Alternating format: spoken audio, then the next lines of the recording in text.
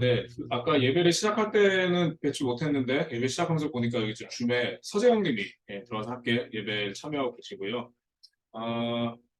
체리의 다음 복지관에서의 특집이 시작이 되고 나서 저희가 적어도 이렇게 한 달에 한 번씩 안성 4인방을 이곳에서 뵐 수 있어서 전차 굉장히 좋습니다. 지금 여기 줌에 계신 분이 들리는지 모르겠는데요. 허체리가 계속해서 아빠를 부르고 있어가지고요. 이렇게 장착돼 가는 게 정말 신기하다라는 생각이 들면서요. 어, 저도 이렇게 뭐가 일주일이 이렇게 지나고 한 달이 지나면 뭐가 더 장착돼야 될 텐데 시간을 허투루 보냈구나 이런 생각이 들기도 합니다. 여러분은 어떠실지 모르겠습니다. 한 주간 평안하셨습니까, 여러분? 네. 아까 김종환님께서 기도할 때도 말씀을 주셨습니다만 지금 3월이 너무 지나치게 덥다는 생각이 좀 드시죠. 예. 이게 지난해 기준으로는 5월에 평균 기온이 지금 3월에 이어지고 있다고 합니다. 따뜻한 날이 사실 다니기에는 굉장히 좋기는 한데요. 한편으로는 어제 그제는 뭐 일도 하고 이렇게 다닐 때 너무 더워서 반팔을 입고 다녔거든요. 근데 이렇게 해도 되나? 라는 생각이 들 정도로 걱정이 함께 들기도 했습니다. 뉴스 같은 데서 여러분 보셔서 아시겠습니다만 지금 한반도가 속해 있는 동아시아에는 이상 고온과 가뭄, 그리고 북아메리카에는 계속 한파가 이어지다가 또 갑자기 지금 허리케인이 서해안 일대를 부수고 있고요. 지진으로 어려움을 겪고 있는 튀르키예에는 또다시 엄청난 홍수가 그것 때문에 또 수십 명의 사상자가 발생하고 있기도 합니다. 이처럼 급변하는 환경에 대한 관심과 실천은 사실 이제는 신앙이나 철학 같은 그런 고차원적 영역이 아니라 이제는 살아남을 수 있느냐 없느냐라는 또 구체적인 생존의 문제가 아닌가 싶습니다. 우리가 지금 종이 순서지를 만들지 않기를 결의했고 그리고 개인 컵을 우리가 나들이 때에 준비하는 것을 권장하는 등의 실천을 하고 있기는 하지만 우리부터 조금 더 모임과 개인의 삶에서 아주 구체적인 실천 방안을 찾아서 꾸준히 실행해보는 노력이 당장 시작되어야 되지 않는가 하는 생각이 듭니다. 내일부터 새로 시작되는 한 주 동안에 꽃샘추위와 황사가 이어진다고 해요. 아무쪼록 여러분 모두와 연대하는 이웃들의 몸과 마음에 하늘의 평화가 깃들기 기원합니다. 오늘은 이어지는 전체 회의와 합창 연습을 고려해서 짧은 하늘 투표기를 진행토록 하겠습니다. 굉장히 좋아하시네요. 네. 너무 바로 앞에 앉아서 너무 좋아하시는 거 아닙니까? 네, 알겠습니다. 여러분들 넷플릭스 다큐멘터리 나는 신이다를 혹시 보신 분 계십니까? 네. 혹시 이쪽에 혹시 나는 신이다 보신 분 계세요? 예, 뒤에 계시고. 전여사 보셨고. 혹시 여기 준상에는 보신 분 계십니까? 네. 가을님 보셨고요. 이게 사회적 반향이 지금 굉장히 큰 것 같습니다. 여기저기서 많이 나오고, 인용되기도 하고요. 저는 사실 이 오래되고 답없는 이야기가 사실 크게 궁금하지 않아서 아직 보지 않았습니다만, 이 재조명되고 있는 신흥 종교들 대부분이 개신교의 연원을 두고 있고, 그리고 교세 확장, 내적 비민주성과 반사회성 등 사회로부터 개신교가 지탄받는 면을 공유하고 있다는 점에서 사실 그저 씁쓸할 뿐입니다.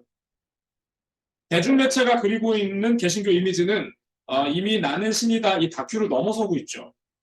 마냥 좋은 사람 같지만 목적을 위해서라면 폭력도 마다하지 않는 드라마 구해줘의 최경석 장로. 혹시 보신 분 있는지 모르겠습니다.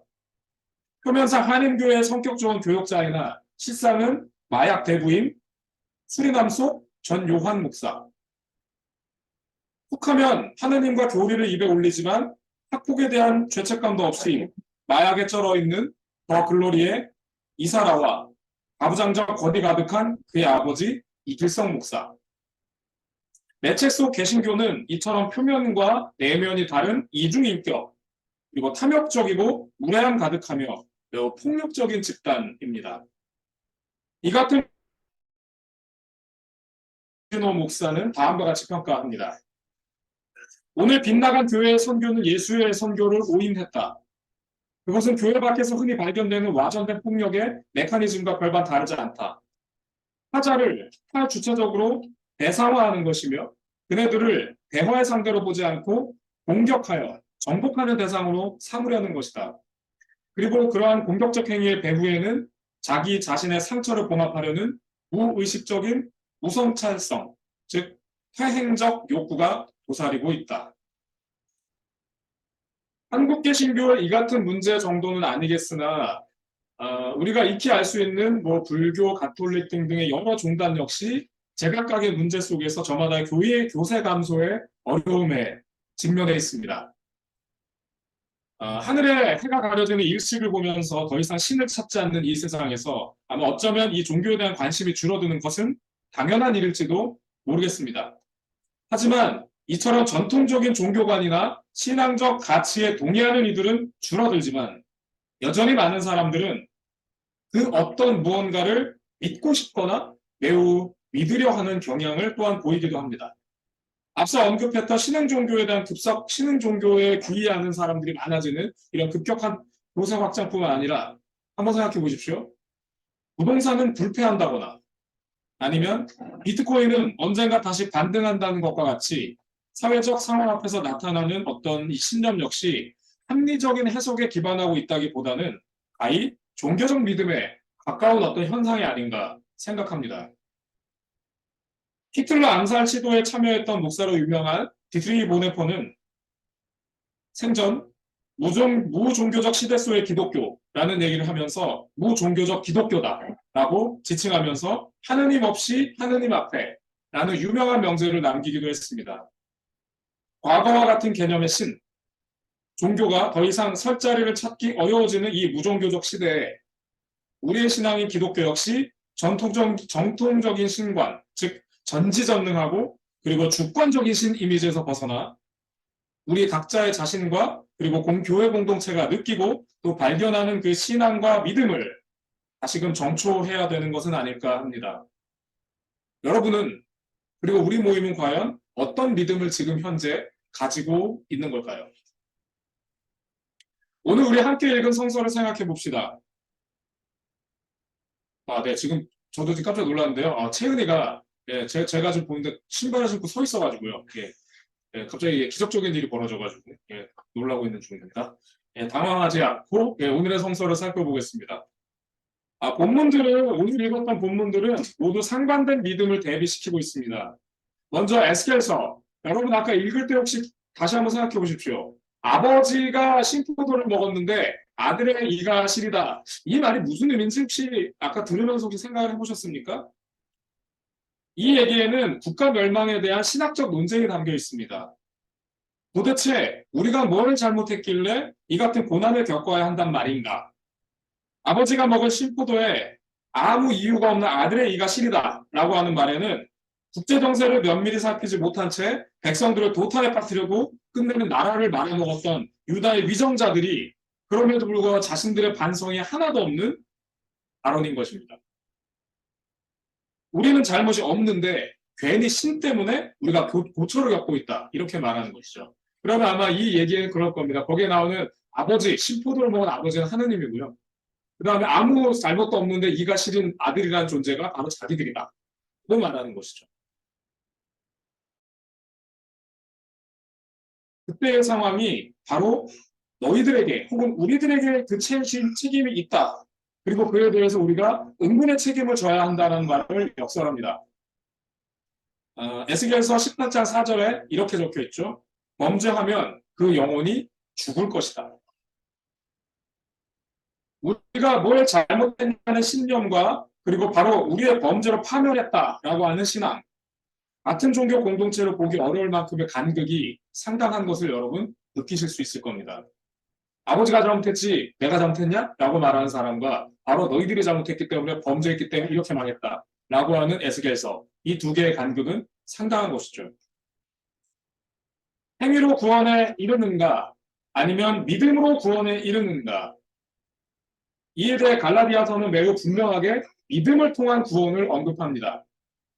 하지만 여러분도 알고 계시듯이 다른 서신서 중에 야고보서에는 이렇게 적혀 있죠. 믿음만 강조하는 신앙을 질타하며 행하지 않는 믿음을 죽은 믿음이다 라고 선언하기도 합니다. 둘 중 어느 것이 맞다고 단정짓기는 쉽지 않습니다. 행함이 없는데 어떻게 구원이 있겠습니까? 혹은 믿어야지 구원이 있지 않겠습니까? 그러니 이것이 어느 것만 맞다라고 말하기는 사실 굉장히 쉽지 않은 아마 신앙 안에서 끝까지 가야 될 논쟁이 아닌가 싶습니다. 마지막으로 읽은 누가복음에는 어떤 믿음에 서야 하는가라는 것에 대해서 매우 클라이막스하게 보여주죠. 예수와 함께 십자가에 박힌 두 사람, 이 일 가운데 한 사람은 예수에게 저주를 퍼붓고 반면에 한 사람은 나는 주님과 끝까지 함께하겠다를 말합니다. 오늘 우리에게 주어진 세 개의 본문은 결국 이것이냐 저것이냐의 선택, 삶이라는 실존적 공간에서 우리는 어떤 가치를 믿으며 어떤 가치에 동의하며 살아가겠는가 라고 하는 사건을 매우 분명하게 보여주고 있습니다.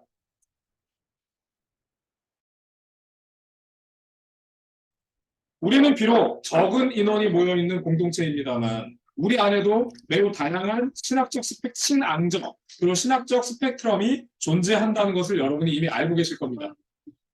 때만 되면 종교적 언어가 바로 튀어나오는 조이님이나 두 아이에게 밥을 먹이는 와중에도 예배를 절대 빠지지 않으려고 애쓰시는 천안원님 같은 분에서 늘 신앙 없음을 선언하시는 김종환님, 그리고 개신교 신앙이란 그저 삶의 윤리 지침에 지나지 않는다는 전유상님에게 이르기까지 말입니다.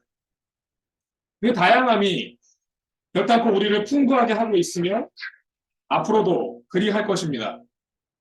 그에 더하여 적어도 교회라는 울타리에 속하며 그 안에서의 관계를 소중히 여기고 있는 한 다시 여쭙겠습니다. 여러분들께서 교회라는 울타리에 계시며 거기에서 만나는 관계를 소중하게 생각하고 계시는 한 우리는 이 안에서 어떤 것을 믿거나 또는 선택하고 있음을 기억해야 할 것입니다. 믿음이 없거나 약한 것이 아니라 다양한 형태의 믿음 속에서 우리는 살고 있다는 것을 함께 생각해 보았으면 합니다. 쉽게 냉소하고 단정 짓기 전에 더욱 깊이 사유하며 실천하고 성찰해 갈 수 있었으면 합니다. 비록 탈도 많고 말도 많은 것이 우리들의 신앙 기독교입니다만 기독교, 그게 그리 만만한 것은 아닙니다. 여러분은 어떤 것에 대해 믿으며 그리고 여러분 각자는 어떤 신앙을 어떻게 추구하고 계십니까? 잠시 침묵하겠습니다.